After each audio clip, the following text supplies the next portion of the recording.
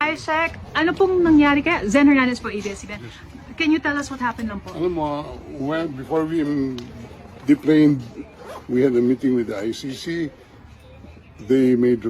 I requested that the former president be brought directly to a hospital because of his bad medical conditions. It was almost a 24-hour flight. He just came from Hong Kong, not allowed to visit his home, not even allowed to see a doctor in a hospital before he could be transported here. Now, we made the request for a hospitalization, and they gave the assurance that he will be brought to a hospital. And I asked for the name of the hospital. Up to now, they have not given us the name of the hospital.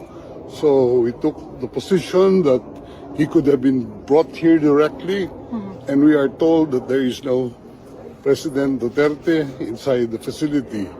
We are at a loss at this time, and lokohan na to. I think this is part of their grand plan, no?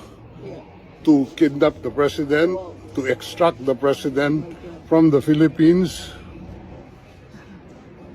and brought to a jet without known destination.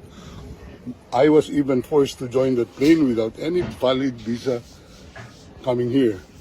Sir, can we expound lang when you said that there is no President Duterte inside?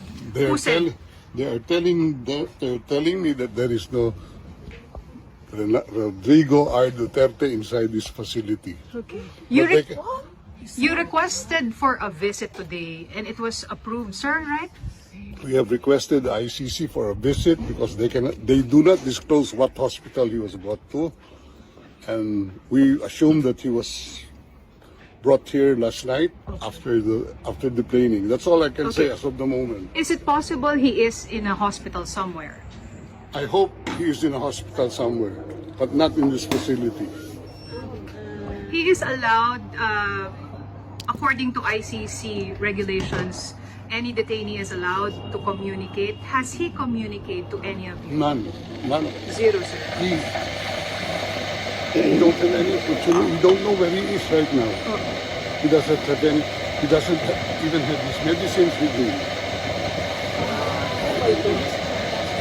Sinakay siya sa ambulance, binigay lang namin yung record sa kanya. Sabi, he will be well taken care of. We will be informed immediately of the name of the hospital. But hanggang ngayon, nakaka